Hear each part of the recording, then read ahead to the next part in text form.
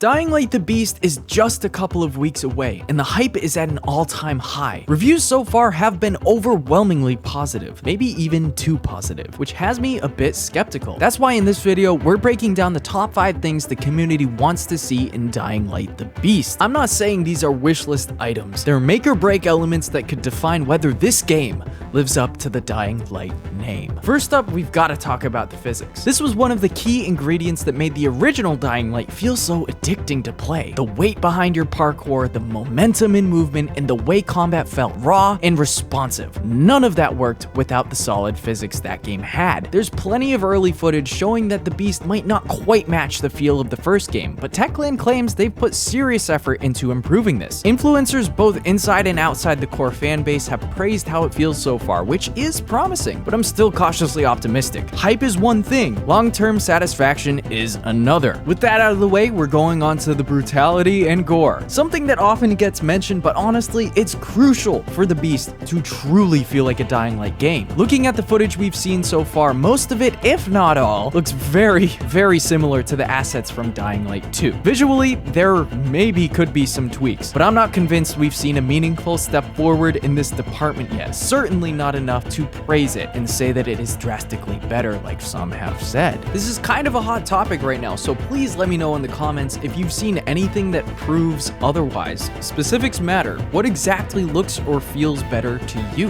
In this next part, I think a lot of us can probably agree on the zombie AI and general ground combat. Zombies are the core of a zombie game, of course. They need to come alive a little more. Right now, we're seeing mostly updated versions of the Dying Light 2 zombies, and yes, they look better, but when it comes to their behavior, the AI still seems off. There's a fair amount of that classic Dying Light 2 jank that is still showing up in the gameplay footage. Some things that are even returning, like that zombie lunge, which was absolutely horrible, and it looks like it's back. Techland needs to be aware of this, and they absolutely need to tune it down, because stuff like this can drag the experience down so fast. And one more thing I want to see from the zombies more, and I just want to see them bite more. I mean, zombies want to eat you, and I haven't seen enough of that, especially with some of those takedown animations. Alright, next up at number 4, we are moving on to the story, a category where, let's be honest, Dying Light has never exactly thrived. This is where everything needs to come together though, and I do think Techland is proud of the narrative they built here, but based on what I've seen so far, I am not sold. The dialogue shown off in trailers come off as generic and a little bit cringe. I'm hoping that what we've seen so far was just picked for flashy marketing and doesn't represent the tone or the quality of the full campaign. What I want is nuance and grit. Characters who feel real, not just loud. If they can nail that balance, the story could be something special. But right now, I'm managing my expectations.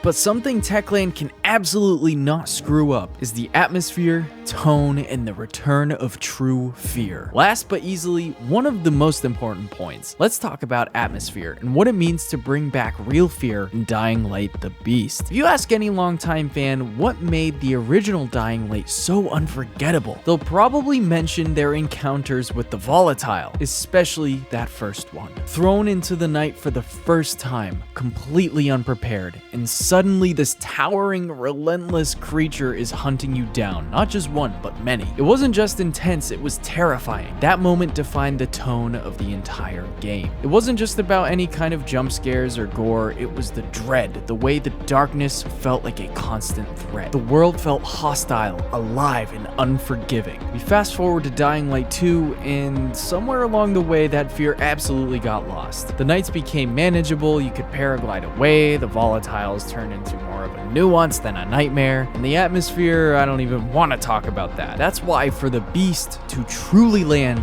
with longtime fans, Techland needs to bring that fear back. Not just with stronger enemies, darker lighting, but with world design that builds tension, audio that will unsettle us, and pacing that lets the horror actually exist. Dying Light 1 was pretty much the perfect balance of the combat, parkour, and horror. And if the Beast can recapture that chilling tone from the original, especially during its nighttime sequences, it has a real shot of truly becoming the best Dying Light game ever. At the end of the day, even if the the game isn't as great as we all want it to be, I still expect Dying Light the Beast to be very fun. These 5 things, the physics, brutality, the zombie AI, story, and the return of fear aren't just nitpicks or requests. They're what made Dying Light feel like more than just another open world zombie game. And if Techland nails even most of them, we might be looking at a true return to form. Let me know in the comments, what do you guys think of Dying Light the Beast so far? Is it going to be the best game in the franchise? I want to thank you all for watching, and I absolutely will be seeing you all in a couple of weeks when Dying Light the Beast drops September 19th.